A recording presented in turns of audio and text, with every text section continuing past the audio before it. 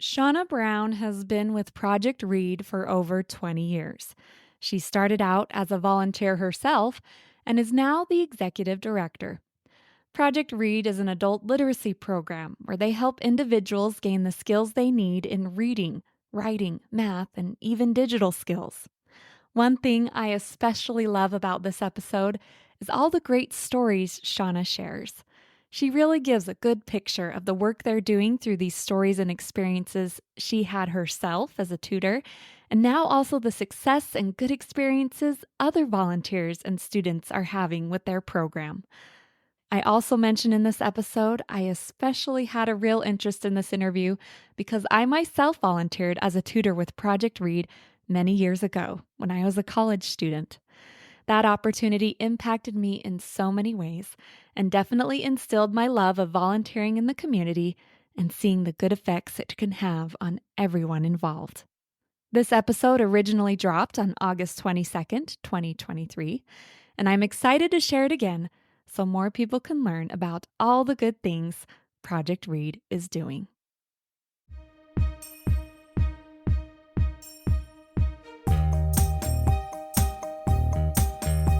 Welcome to the Do Something More podcast, a service-oriented show where we highlight the helpers who inspire us all to do something more.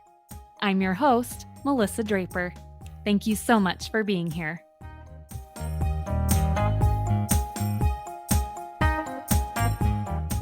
All right, welcome to another episode of the podcast. And this one I was actually really looking forward to highlighting an organization in Provo, Utah called Project Read. And many years ago, about 20 years ago, I was a volunteer with Project Read. So that's why I think this interview is a little near and dear to my heart. And I'm excited to hear about where they are now and the good things they are doing. But first, I would like to welcome to the show my guest, Shauna Brown. Shauna, welcome to the show. Well, thank you so much for having me, Melissa. Yeah, it's wonderful to have you here, and I'd just love to have you start out by introducing yourself a little bit. Sure. I'm Shauna Brown, and as she mentioned, I'm the executive director at Project Read, and I have been with the organization since I started actually as a volunteer tutor as well back in 2000. So did that and then started training for them and then became the executive director. And I love what I do here. I love what we get to do. I love the opportunities that we have. And when I very first got involved, I was so excited to help someone learn how to read. And I didn't realize that the life that would change the most was probably my own. Yeah, that's great.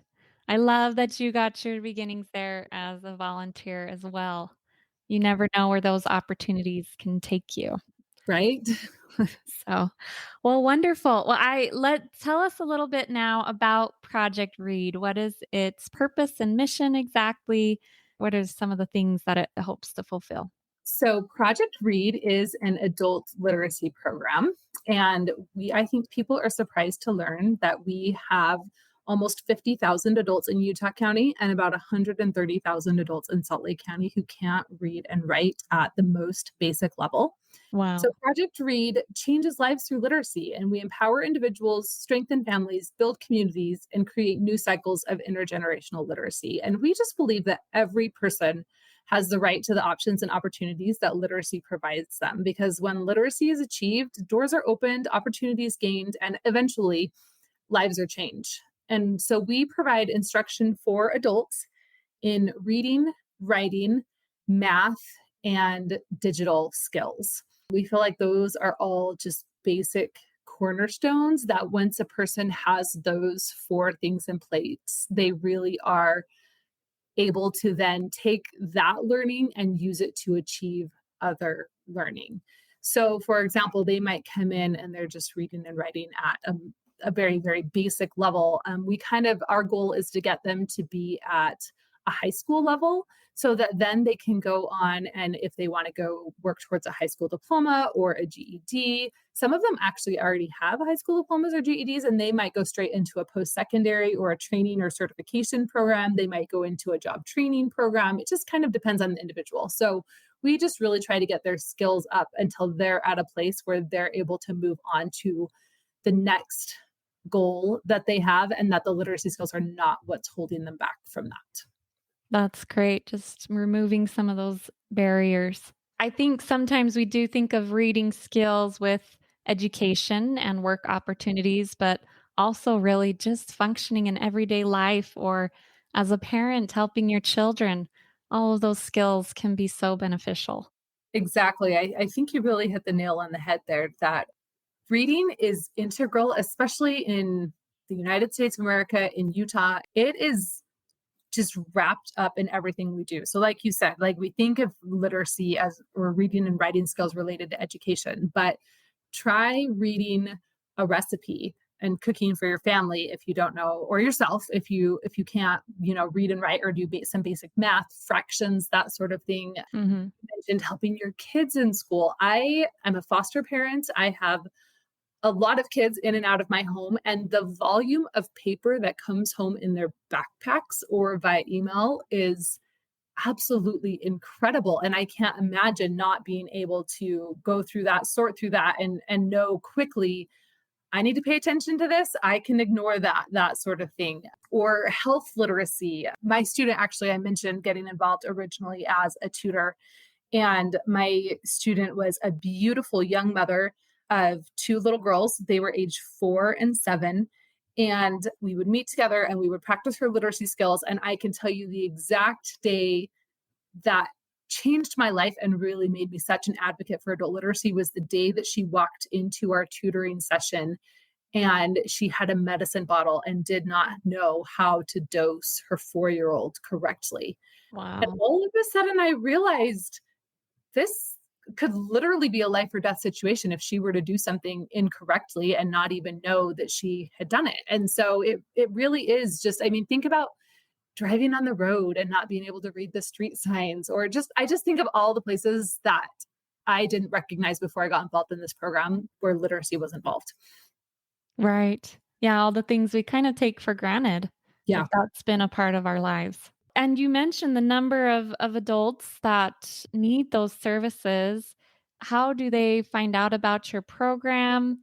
And what are some of the common things that are affecting it so that they need the help with those literacy skills? Those are two really good questions. I'm actually going to answer them in reverse order. Okay, sounds great. The reasons that they come in are literally as varied as the students in my program. So we do serve students who for whom English is not their native language, but they do have to speak English proficiently. So we're not trying to duplicate ESL services that are available. There are lots of Right. really fantastic ESL programs in the area, and so we don't duplicate that service. So our students need to have pretty proficient listening comprehension skills and speaking skills. And so our focus is really on print based skills. So that's one thing.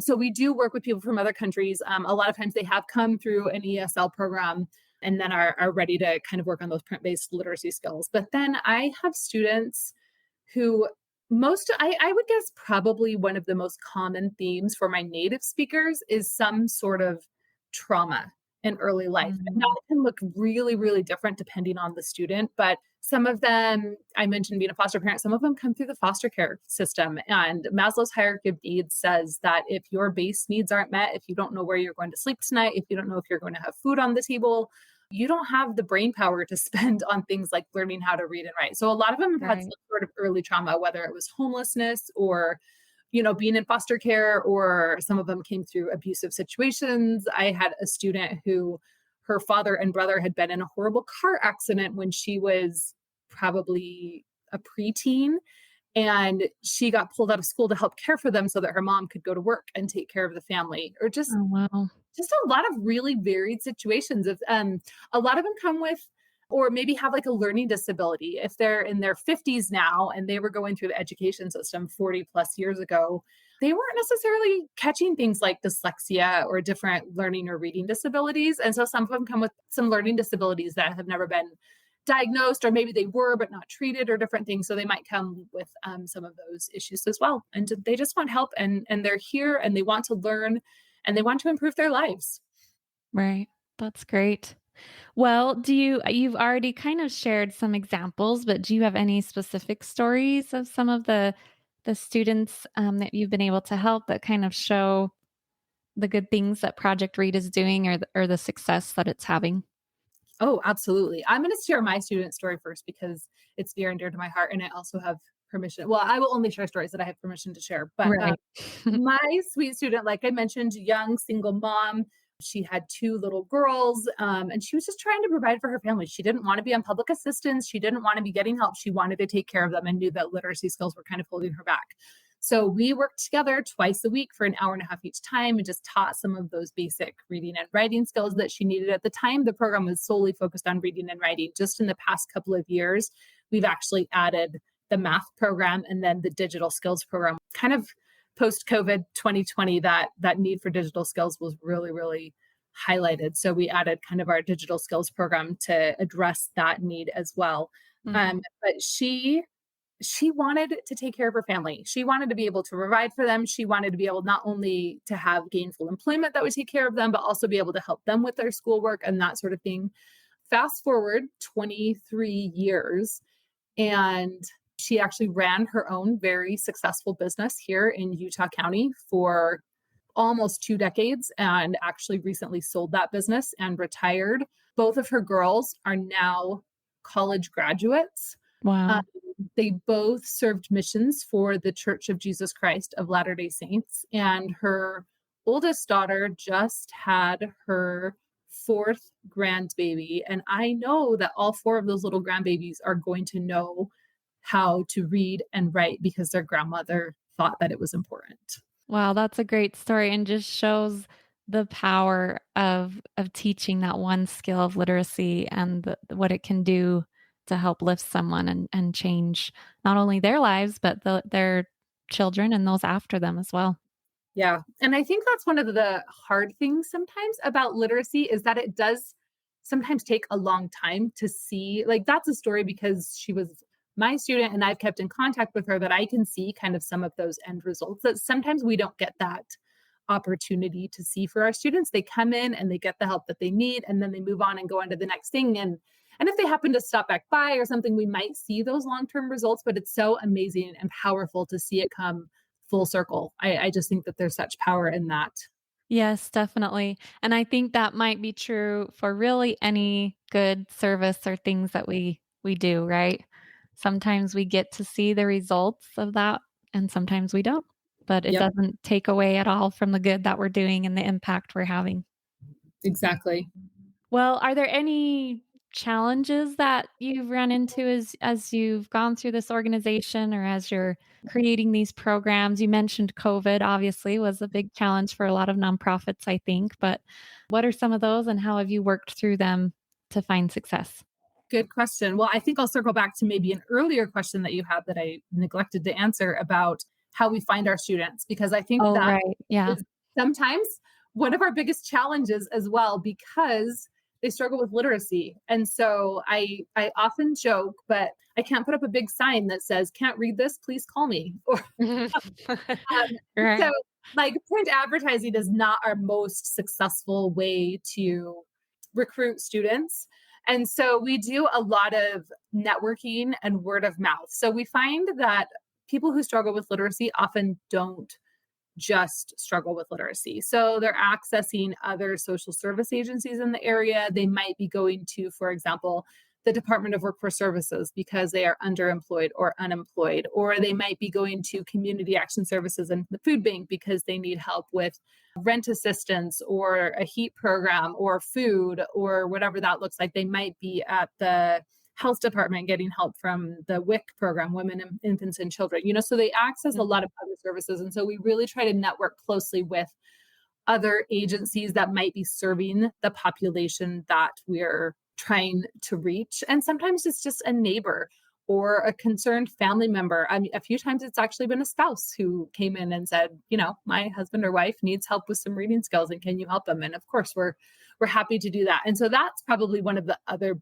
biggest barriers for us is that literacy is not something that people talk about and that they're often really embarrassed about. And so helping them overcome that embarrassment and just really making sure that our staff and our volunteers are open and welcoming and trustworthy, and that they know that this is a safe space where they can get their needs met, and it doesn't have to go any further than the room that they're in at that time, if that's what they need. Yeah, so that's one of our big challenges, is just finding students and letting them know that we're here and that it's a place where they can get that help. Another challenge, COVID was obviously a big challenge for a lot of nonprofits. I think ours was an interesting challenge because everyone just said, oh, well, you can just teach online. And one, our students didn't have access to devices or internet. And two, if Mhm. they did, they often didn't know how to use them well enough to use them like for an education purpose. And a lot of them were our parents, and they were so focused on helping their kids with the struggles they were having with school and that sort of thing. But it really Right. highlighted that digital divide. And so that was kind of an impetus for us deciding that we wanted to add a digital skills program and really give access, and actually anyone in the community can come and access our digital skills programming, and they don't have to be they don't have to struggle with reading and writing or math or anything else. They can just come and get help with their digital skills, whether that's on a computer, a tablet, a phone. We laugh because sometimes their goals, like if they come in for basic literacy help, it's often long term, right? We're helping them learn to read, write, and math, and that takes a little while. But if we're helping them with digital skills, I had someone come in last week and they were like, I just need to know how to block this person on my phone. Or we Oh, had this cute group of women who were probably in their 60s, I think, and they just wanted to be able to shop online without their husband's help. I don't know if their husbands were really happy, but that's awesome. like sometimes that's what we want. I want to buy a gift for my grandson and be able to send it to him without someone else having to help me or things like that. So that Right. the digital skills, I had these other women in here the other day. I was teaching one of the digital skills labs, and they wanted to be able to look up information on the local farmers markets. They wanted to know locations and addresses and Mm, times it was available. So those classes can be super varied just depending on the needs of the people who come in for them. right. But yeah, that was kind of a response to COVID, was to start providing those digital skills and make sure that the people had the skills that they needed to be successful in kind of a post COVID world where everything, if it was digital before, it is even more so now. Mhm. And so just making sure that they had that access to that. And then, of course, we're a volunteer organization. So all of our tutors are volunteers. We host about 20 hours of lab every week right now. And we have volunteers who come and assist with teaching in our labs. So volunteers is always a big need of the organization. And then, of course, funding, finding people who want to become an author of change and make a difference in someone's life on an ongoing basis and just donate 5 or 10 or 20 or $50 a month and help make sure that the organization keeps going into perpetuity. Right. And near the end of the show, we'll let you share some of the places people can find you. So if they're interested in helping your cause, that we'll make that available to them. But I love how you share that it's so true in our world today that those technology skills are just as necessary as the literacy skills that you were already assisting with. And I guess that could be one good thing that came out of COVID is it helped highlight that need for you to see and to fulfill it. Well, I just want to go back how one thing you mentioned with your tutors of the importance of providing that safe space because many that struggle with literacy, it's something that they don't always want to openly admit. And so I love that idea. Is that something you incorporate in your training specifically as you have tutors and volunteers come in, or how are you able to create that within your organization?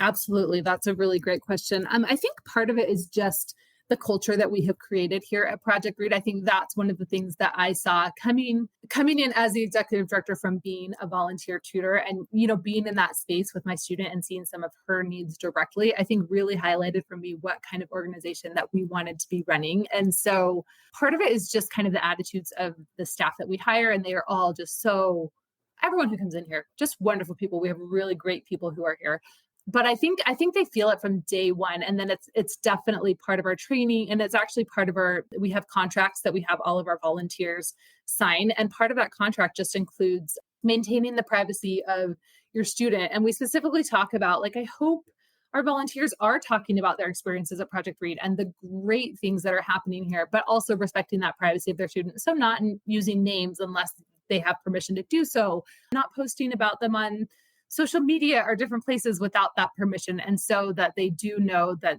if they choose to remain confidential, that we will respect that decision of theirs. Right. Yeah, there wasn't social media when I was doing it so many years ago, but I do remember that being receiving that instruction and wanting to be sensitive to those situations, but also I loving the experience of forming a real trusting relationship with someone else as a teacher and a mentor and then a friend as well. Yeah.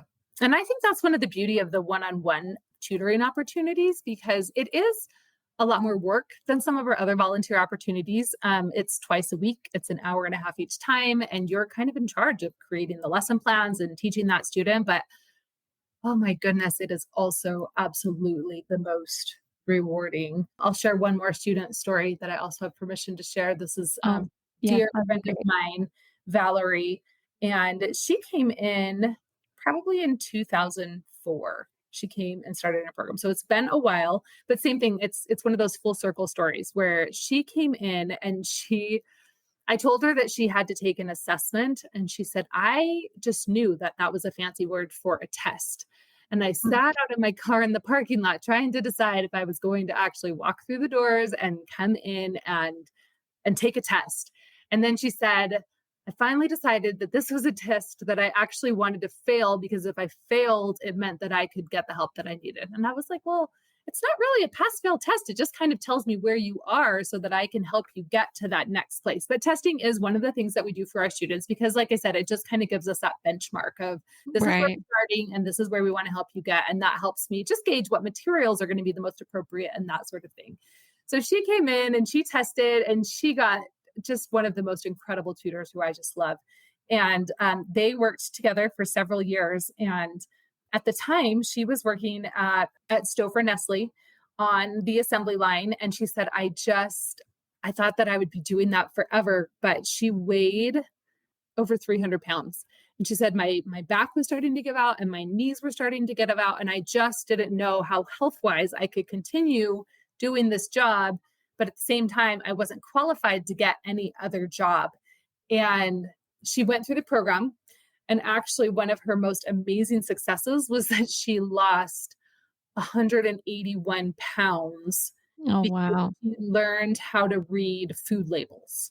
That was one of the things that was really important for her to learn. And she learned how to read her food labels and lost 181 pounds and stopped having all of these health issues that were kind of related to some of those weight things, the knee problems and the back problems went away. And so then she was able to get a job at the Habitat for Humanity Restore. And I laugh because I think she can calculate tile per square inch faster than some of the contractors that come through. Like, That's great. she's gotten so good at it. And then just within the last couple of years, she's been able to purchase her own home for the first time and just, Wow. never thought that was possible. And so once again, it just affects every aspect of a person's life from their employment to their health.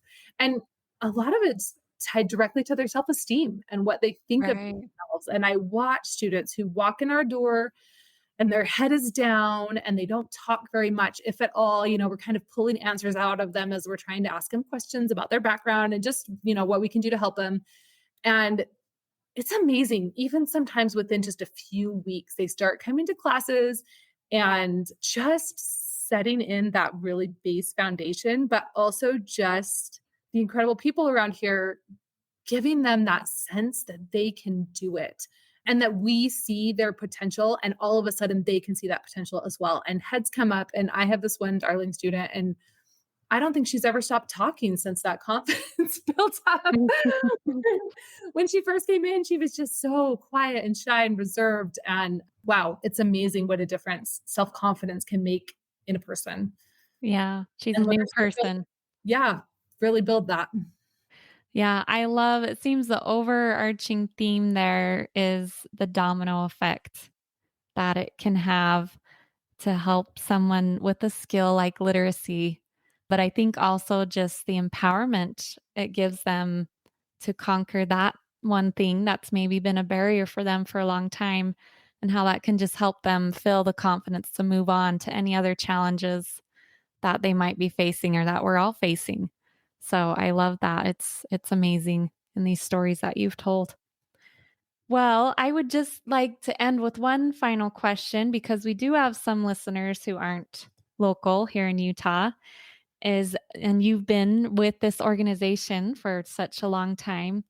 Do you have any advice or encouragement for anyone that wants to become more involved in supporting literacy in their own community or wants to help with some of those similar causes? Absolutely. I would say get involved. We are an affiliate of Pro Literacy America, which is a national kind of a coordinating council for adult literacy programs across the country. And there are affiliates in every state in the nation, and they also have international programming available as well. And so, if it's something that people are interested in, they can just look up the National Literacy Directory online and you can type in your zip code and what either services that you're looking for or services that you would like to get involved and help with. And you can pick distance ranges. So you can say, I want to find a program within 5 miles of this zip code or 10 miles or 25 miles. And it will show you all of the programming that are available in that area and what kind of skills and services that they offer at that program. Great. That is wonderful advice because it is something that you can really, I think, find anywhere if you're interested in helping and volunteering. And I think people sometimes, I don't want to say pigeonhole, but they kind of think, I don't know anyone who can't read and write. And I think they might be really surprised because they are. Sometimes I live in a very suburban, middle class neighborhood in Utah County. And I had two neighbors within a 3-block radius who both struggled with literacy skills. And I think most of our neighbors had no idea. No idea. And one was he actually owned his own business, ran his own business. I just think you never know the things that people are struggling with. And they could be a neighbor or a friend or a coworker or whatever that looks like. I mean, I've had students come in and talk about turning down a promotion because of the additional paperwork required. And they were worried that it would highlight, I guess, their lack of literacy skills, that all of a sudden Mhm. that would come to the forefront sort of thing. So if it is you and it is something that you're struggling with, please know that there are people who would love to help and that you don't need to be embarrassed because there are just so many reasons that you may not have those literacy skills. And so reach out and find a program or even just go to a local library because a lot of them are either connected to libraries or libraries can direct you in the right direction or a school district, an adult education program. There are just a lot of options for you. And don't be afraid because I think a lot of the programs are very similar to ours and it's going to be a safe space and it's going to be a confidential space and it will be a space where you can be empowered to make changes in your life. Yeah, that's great advice for for both ends to not be afraid to get the help that you need and also to realize that you can be more help than you think is needed. So, great. Well, Shauna, this has been a great conversation. As I said, I loved my time at Project Read, but I love hearing now some of those good stories and the good things that you're doing. Would you like to just end by saying where people can find you Yes. to learn more about your organization or if they would like to donate or get involved in any way? Yes. So you can find us online or we have a website. It is www.projectreadutah.org. Or you can call us at 801-448-READ, READ, which is 801-448-7323. Our physical location is in the Provo City Library in Utah County. And we also have expanded and we now serve Salt Lake County. And we have an office there. We teach classes at the South Salt Lake Community Center in the co-op.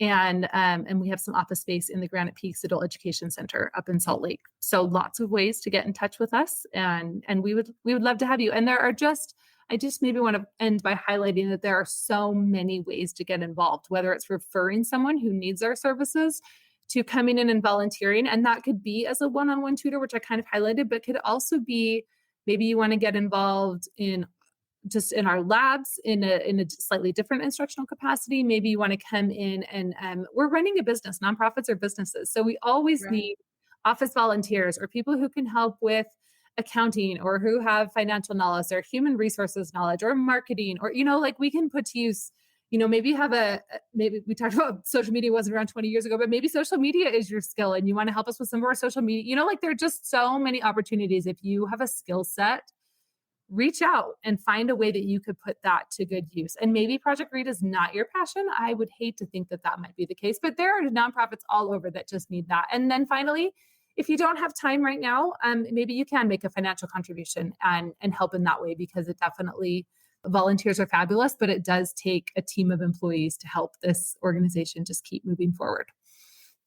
I love that. That was a perfect note to end on, because I often share on this podcast that it's really just all about finding what your own gifts and talents are. And there's so many ways you can use them to help and bless the lives of others. So thank you so much, Shauna. And I've really appreciated having you on the podcast today. Well, thank you so much for having me. I appreciate your time and just appreciate you reaching out and having us on today. And that was my interview with Shauna Brown, the executive director of Project Read. And one of the things that stuck out to me in that interview, that conversation, was the domino effect that can happen when you have someone and you're helping them with a new skill or to acquire those new things in their life. I love how she shared that when they have someone come in and they start to learn those literacy skills and start to improve and get better, the self-confidence that they have, the empowerment that they feel, being able to finally tackle this. And then that just again moves on to them being able to seek further education or to improve their employment situation. And then they also can pass on those skills and that newfound love of learning to their children and to their family. And I just loved hearing about that. It's so wonderful to hear the domino effect, to see how good things can follow good things. And they definitely are witnesses to that in their organization through the different tutoring and also digital literacy skills she mentioned and math skills. It's great to hear about how that is truly changing the lives of those that come through their doors. And I also wanted to share a little bit about my own personal experience. As I mentioned on the show, I volunteered with Project Read while I was a college student about 20 years ago or so. I was there for a couple of years and I was a tutor to a student. And I loved preparing those lessons. I've always had a passion and love for reading myself. And I learned a lot about teaching. I hadn't had a lot of teaching experiences in my life at that point, so I enjoyed that experience as well. And most of all, I loved the friendship that I gained. The woman that I tutored was Chinese. She was from China. And I loved learning from her. She shared so much of her culture with me and where she was from and some of those experiences. I particularly remember one time she invited me to come celebrate Chinese New Year with her family. And so we made dumplings together from scratch, and she was a fabulous cook. I ate a lot of her good food and wondered where could I get real Chinese food like this because it was good. She was really good with that. But I remember going there, making those dumplings, and also watching a recording that they had been delayed, had gone earlier, obviously, because China was ahead of us in the time zone. And they now had this recording of a big TV program that everyone watches or would watch there on television to celebrate Chinese New Year. And they shared so many of the traditions of that holiday with me. And that was just one thing. There were so many things I learned from her and was really built up by that experience. I felt many times that my relationship with her, I gained so much more than I gave. And that's what good volunteering can do. Sometimes we think about when we're serving or wanting to spend time helping out an organization, we're kind of calculating what can I give? What do I want to do? But I think it's important to remember that many times when it comes to service, we should be thinking about what we can gain as well.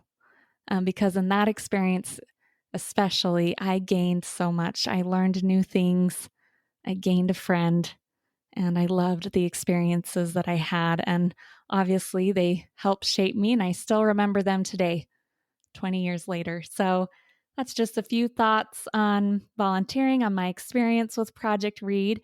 Again, I will leave information in the show notes. So if you want to learn more about their organization, or you are curious about how to volunteer or how to donate, I will leave that information. And I will also leave information. She mentioned the Pro Literacy of America and National Literacy Directory. I'll put those on there as well for those of you that would like to maybe look for an opportunity to volunteer in that way in your community, wherever you might be. And I just want to leave the reminder that I hope this week you can find a way to do something more to lift, help, inspire, or make a difference.